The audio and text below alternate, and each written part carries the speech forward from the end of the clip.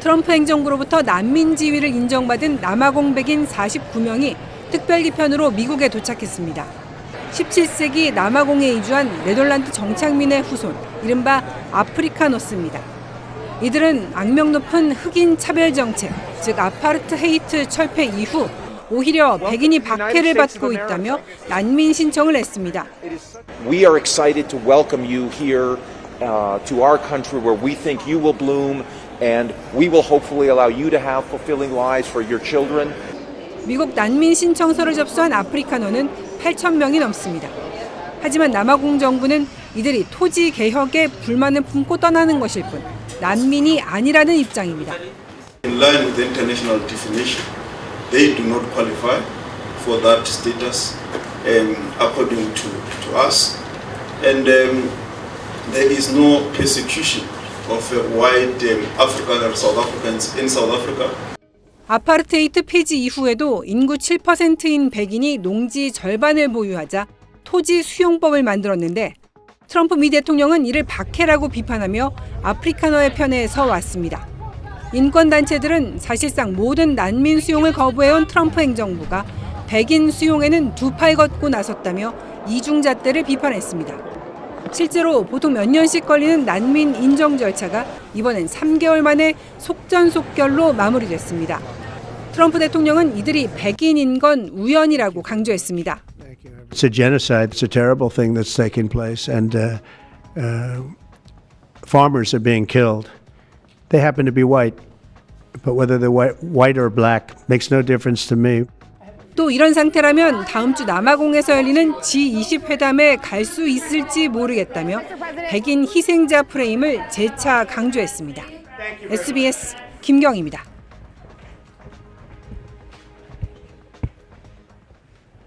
Simply put, it's a war on democracy, where one district court judge or a cabal of 10 or 15 district court judges who are radical left, sitting in strictly regional courtrooms, can conspire with each other to shut down the operations of the federal law enforcement function. That is not only antithetical to democracy, it is a direct form of tyranny. The whole thing is obscene and it's absurd.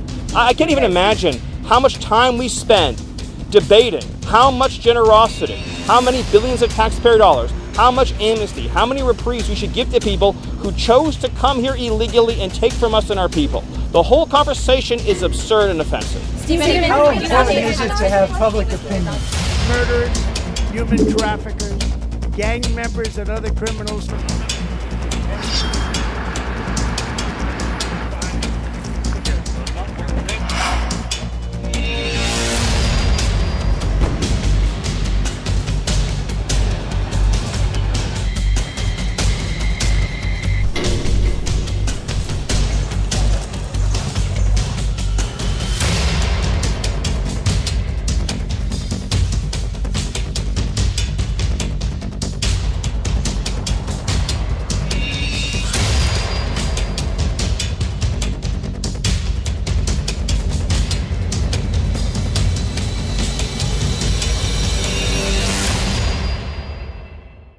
The lawyer for the woman who has two U.S. citizen children who's deported, he said once she was put on a plane within 24 hours after she was gone. Isn't it being rushed to avoid the process? To the cameras, please. Are you familiar with the case in question? To the extent that yes, I am. I'm sure you are. So this person has had years of due process. In other words, the case that you're referring to are individuals who have already received all of their due process, including a final adjudication of their claims and an order to be removed from the country. And of course, by the way, we're going to respect parental rights. When you're deporting an illegal alien and they want to bring their kids with them when they leave, of course we're not going to stand in the way of that. The mother wanted to bring her children with her, and of course we will honor and respect that. Hey, Stephen, can I follow up on that? Can I follow up on that, Stephen? Given you're looking for more money from Congress, ICE says they need more beds, they need more money. Is it the best use of the administration's resources to be going after moms of young kids, basically? Do you yourself have an opinion on the subject? I'm more interested in yours. Well, what percentage of the, let's just pick an even number of, say, 10 million illegal aliens. Let's say that Biden released, I think it's closer to 20 million. Let's say he released 10 million illegal aliens into the country over the last 4 years. What percentage do you think we should let stay here of those 10 million? I'm not trying to do a game show. No, but I'm saying, just curious if you think that's the best use of your limited dollars. Is it your view that if a Democrat president releases 10, 15, 20 million illegals into the country, they all then should get to stay forever and for all of life? Stephen, I don't have a view about what Democratic presidents do. I'm asking what the Republican president you work for and how he wants to so you don't want to use answer the resources. question because you know the answer is obvious. Everyone that Biden let in has to go home. Of course. I mean, it's a crazy thing to even ask. You think we should give administrative amnesty to some subset? I'm asking how you're prioritizing the work that your administration is doing. ICE is going to continue to focus on raids against high-threat criminal aliens. A version of this legally ends up with him ever living here because he is a citizen of El Salvador. I'm asking how you're prioritizing the work that your administration is doing. Thanks for being here today, Roman. If I can also answer your question, as far as the judges, having a U.S. citizen child does not make you immune from our laws. If that's the message we send the entire world, enter the country legally. It's a crime. Don't worry about it. Get order removed by an immigration judge. Don't worry about it. No one's looking for you. And have a U.S. citizen child and you're immune from our laws, you're never going to fix the border. At what point will the administration accept a decision of the court, even if it's not in its favour? I don't understand what you're asking. At what point? What? No, what is it? Would you only accept a decision of a court if it's in the... Well, but look at the example that was just given. Because of the Supreme Court's ruling, right, the administration, right, is operating under a TRO, a temporary restraining order, on the Alien Enemies Act for illegal alien foreign terrorists who are plotting on U.S. soil, right? So that was a ruling that was issued that's in effect. I don't understand the question. I'll take one more because that question didn't make sense.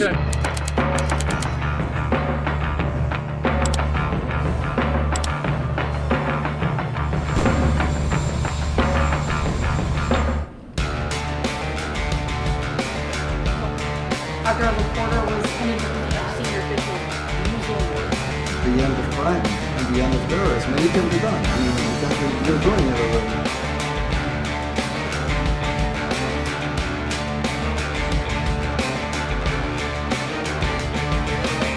Obviously, it's this administration's view that illegal aliens should be able to be deported swiftly and quickly, and it should be as simple as, are you lawfully in the United States? No. If you are not, then you should go home. Like, in a sane country, that would be the system. We will see even faster and quicker voluntary departures from the United States. Bottom line is that the president is going to continue and expand and accelerate the effort to remove from our midst people who have no lawful right to be here, and we will do so without apology. How important is it to you to have public opinion on your side? Do you risk losing hearts and minds? Even a CBS poll showed overwhelming public support.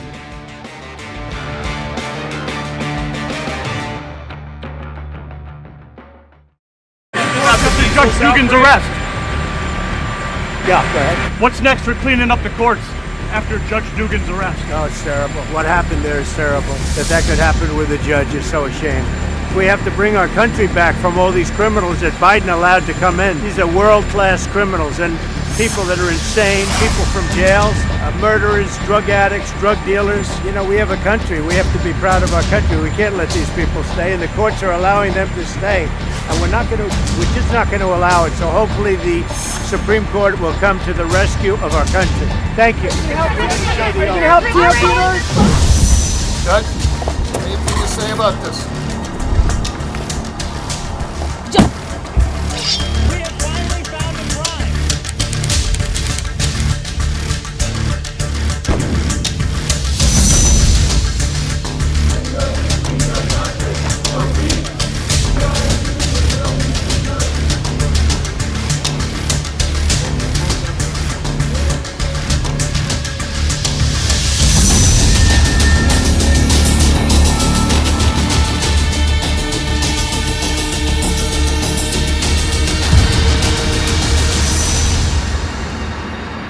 The judge was arrested because he was housing a trendy Iroquois.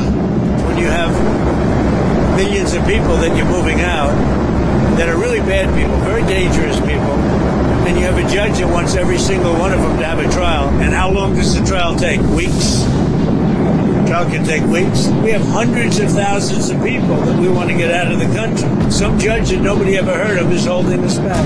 It's very dangerous for our country. I mean, you want to see a country that'll have crime?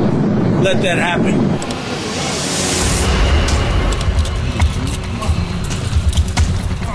Traffickers, gang gang members and other criminals from as a museum of the deep state. To any of the questions of the committee. Justice, go to the people that she might have been protecting. Americans voted for a president. They didn't vote for a king. Trump is acting like a king. This is what kings do. The very public arrest of this judge that happened in the cafeteria at the courthouse just a couple miles that way shows the contempt and disregard that Trump and FBI Director Kash Patel have for our judiciary. Why in the heck do they come for her? The FBI, especially. They're supposed to protect us, too, not arrest judges. No justice, no peace. No justice, no peace.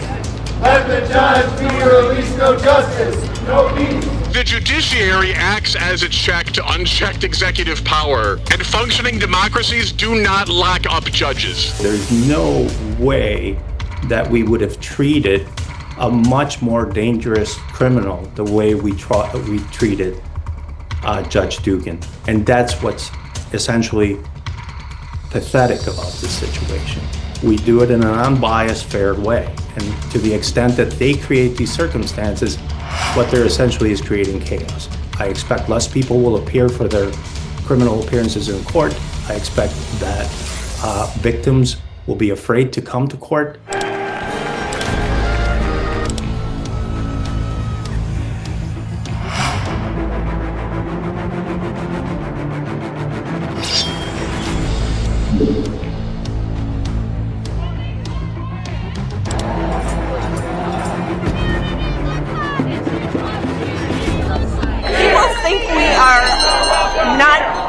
Fascism, but we are. They think it can't happen here, but it can and is happening here right now. And if we don't stop it before it gets too far along, we're going to be no better than Germany was in the 30s and 40s. I'm 87 years old, and this is not the country I grew up in. We need to change it. We need to fix it. We need checks and balances in this country, or we will not remain free. I mean, that's the intent, to really say, well, if they can arrest a judge, they can certainly arrest me.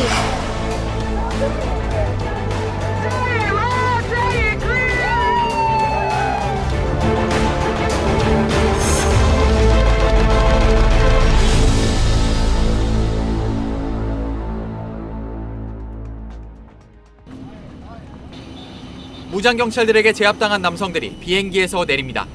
범죄 조직 구성원이란 이유로 지난달 미국이 엘살바도르의 악명 높은 수용시설로 보낸 베네수엘라 국적자들입니다. They invaded our country. So this isn't, in that sense, this is war. 당시 미 법원은 곧바로 이들을 범죄자로 단정할 수 없다며 추방령에 제동을 걸었지만 트럼프 행정부는 결국 200명 넘는 사람들을 추방했습니다. 그리고 약 한 달 만인 현지 시간 16일 해당 판사는 트럼프 행정부 당국자들이 법원의 명령을 일부러 무시했다며 시정을 명령했습니다. 제대로 이행하지 않으면 법정 모욕 혐의로 기소될 수 있다고도 밝혔는데 백악관은 아랑곳 않고 오히려 항고하겠다고 맞섰습니다.